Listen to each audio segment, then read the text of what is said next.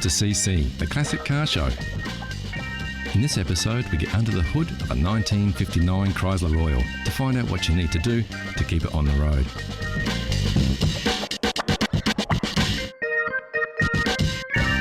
We take a much-loved English open-top roadster for a spin, find a classic of tomorrow for budding budget car buyers, and hop on the Pony Express for a top-down cruise, ×2. Also on the show, how well do you know your chrome? We'll put you to the test. We shop for a bargain or not, plus the big cat purrs as we cut to the polish on this beautiful heavyweight Jaguar Sports Classic.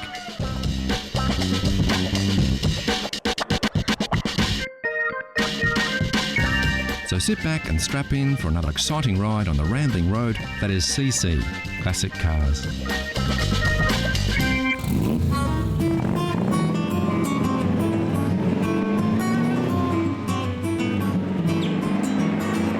There's nothing quite like driving on the open road in a classic roadster, and the MGA ticks all the boxes. This little machine oozes style with its smooth lines, sporty handling and retro styling.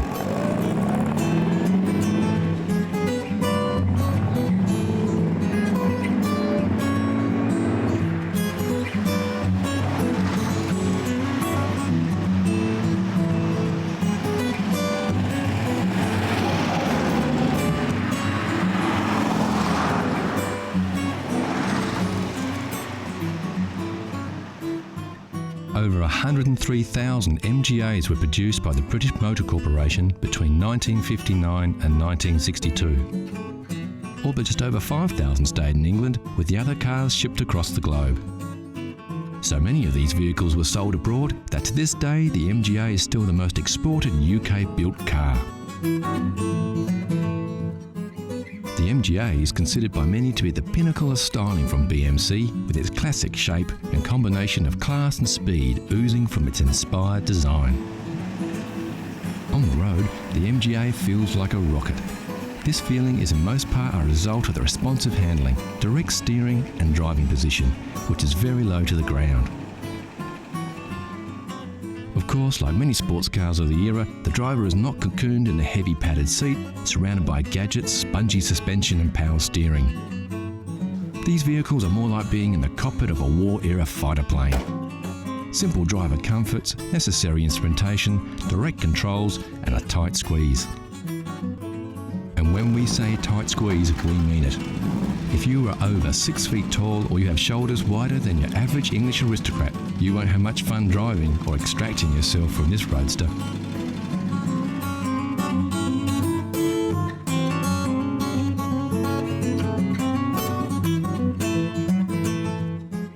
Like many sports cars of the era, a long graceful front end gives the impression there is a whole lot of motor under the hood.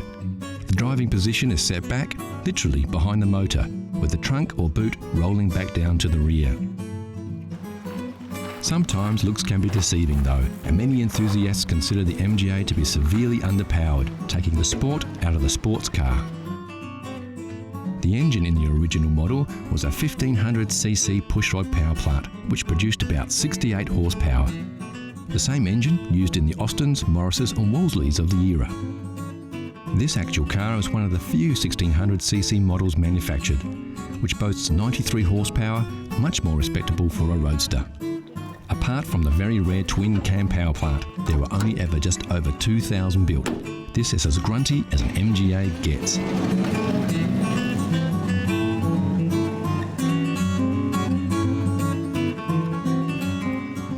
BMC did a little to reduce the weight of the MGA to increase performance. The hood and trunk lids are aluminium to lighten the load, but the car is still very heavy.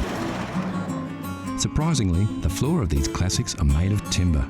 We're not sure a wooden floor fits in with the modern manufacturing processes of the 1960s. What we are sure of though is the MGA owners and lovers don't care. You don't buy an MGA to go fast, you buy an MGA to go and look good while you're doing it. When the MGA was designed, looking good was the #1 concern. And if you're thinking to yourself, where are the door handles? Well, this just makes our point. You see, the MGA has beautiful lines, gentle organic curves, sweeping style. Way too cool for door handles. In their wisdom, MG left them off, instead opting for a unique cable system inside the door frame, keeping the body clean and pristine. Of course, there is one thing that is synonymous with a classic MG: wire wheels. What started out as a construction method turned into a styling accessory. The MGA doesn't boast a lot of chrome, it's simple and understated.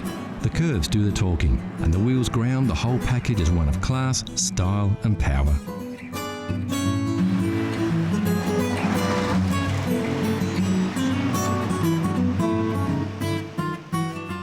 The real appeal of a classic MGA is the romance.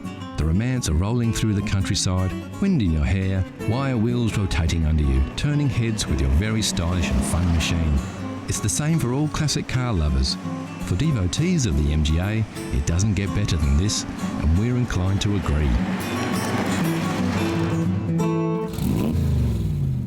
So you've just hit 40. You're feeling cashed up, your hairline is fast travelling to the northern hemisphere of your head. So you've decided to take the plunge and get yourself that little sporty classic car you've always dreamed of, and get some wind in your hair before it all disappears and you find yourself shopping for a glue-on toupee. Right now, your heart is set on a Sunbeam Alpine, just like the one James Bond drove in Dr. No. Well, let's take a closer look at the damage to your hip pocket.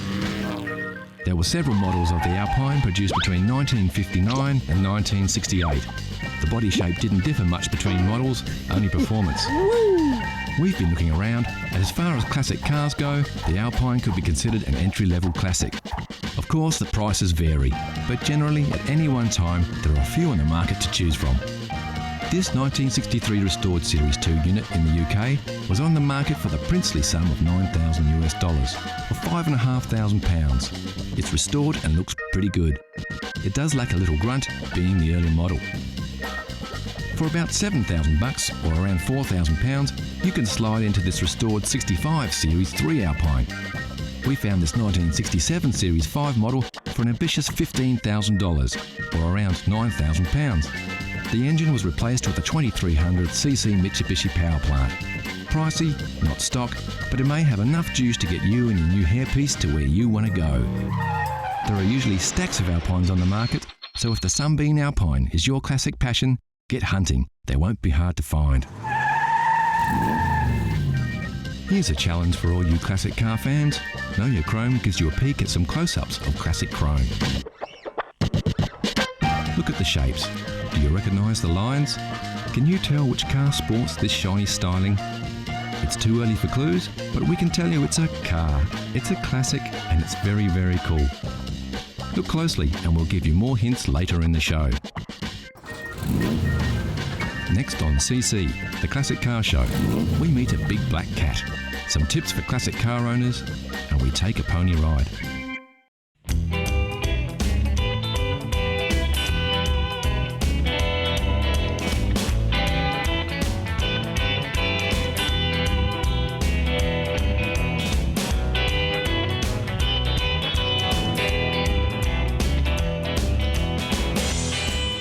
This is a 1959 Chrysler Royal four-door sedan. It's in A1 mechanical condition, and due to the simplicity of its six-cylinder Cube Dodge motor, anyone with a few basic skills can keep it that way. Of course, the best place to start is to take a look under the hood. On the left-hand side, check the brake and clutch fluids. No oil leaks are a good sign that all the hoses are intact. Quickly check the fan and inspect the radiator cap and water level.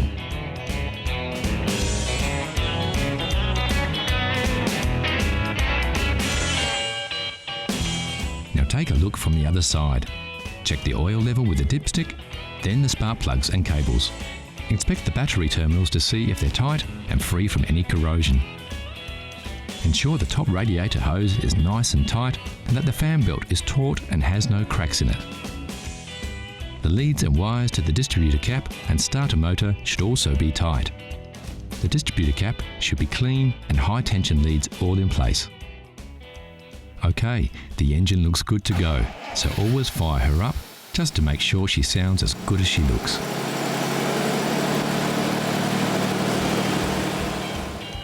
Don't forget to check the tyre pressures and make sure they're inflated correctly to the manufacturer's specifications. Also inspect the tread depth and check for uneven wear or foreign objects in the tyre tread. While the car is at the correct height, quickly check for rust under the mudguard here and under the front mudguard. The seals can be a weak spot for rust, but as we can see, everything is fine on this rust-free vehicle.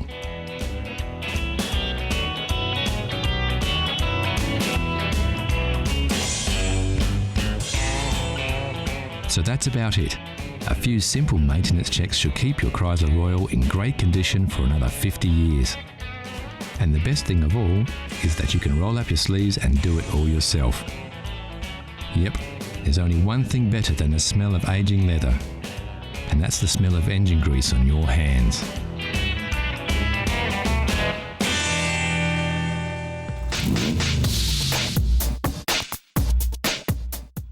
Out of all the cars rolling off factory floors, only a select few will avoid the scrap heap and attain that most coveted of reputations, securing its future as a classic. This is a Mazda MX-5. It has all the features that we think will give it a fighting chance to one day be a collector's car.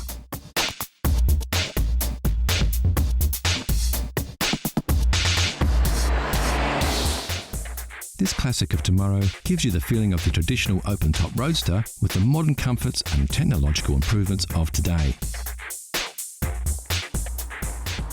Sure, to really get the most out of this vehicle, you're going to have to look after it well. Keep it garaged as often as possible and hold on to it for 30 or 40 years. If that's not too hard for you to do, you can have a sports car of today and a classic of tomorrow.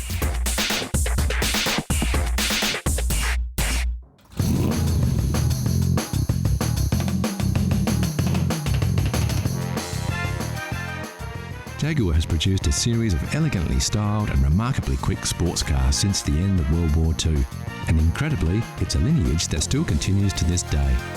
The XK series began in 1949 with the XK120, one of the most powerful cars of its day, and reached its peak with the production of the legendary XKE, commonly known as the E-Type Jag. With its combination of good looks, high performance and competitive pricing, the E-Type became the icon of 1960s motoring, and when the car was released in 1961, Enzo Ferrari even called it the most beautiful car ever made.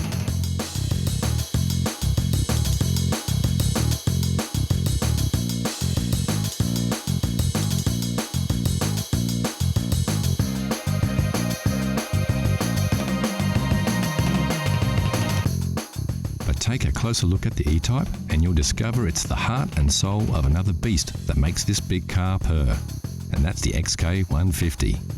Built between 1957 and 1961, just short of 10,000 XK150 Roadsters, fixed head and dropped head coupes were built and sold.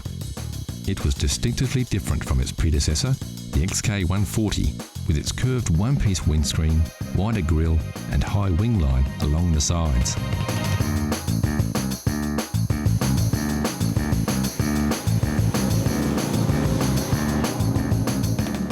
Although in production for just 4 years, the 150 legacy lived on under the hood in thousands of E-Types that followed during the next decade. In fact, the Series 1 E-Type was powered by the very same 3.8-litre straight-six XK6 engine that drove the beefed-up XK150S. And boy, what an engine! It pumped out 265 brake horsepower, easily topped 135 miles per hour, and could sprint from 0 to 60 in just 7 seconds.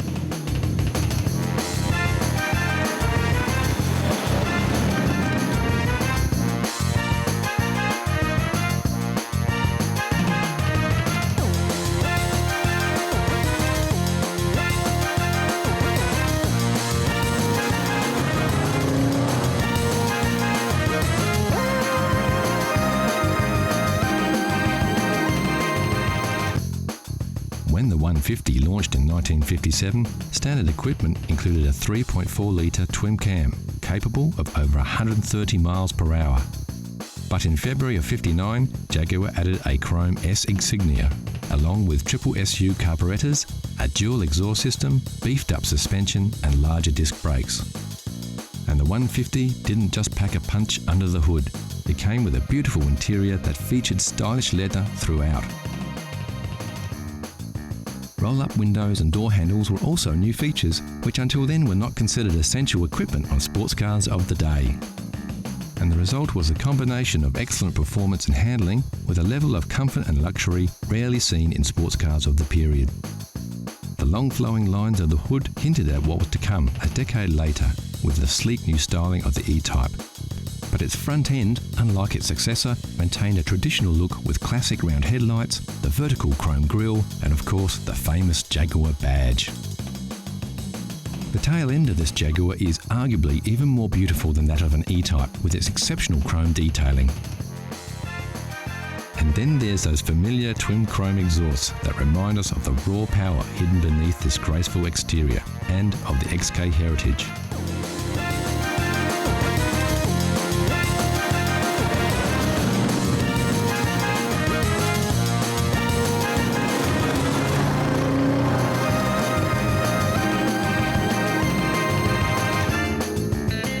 In March 1961, the first E-Type rolled off the production line and into the hearts and minds of the rich, famous and everyone with an eye for beautiful design.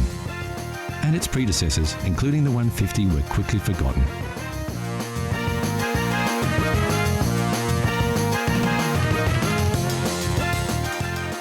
Yet, without its XK lineage, the stunning styling and superb performance of the iconic E-Type Jag would never have been possible.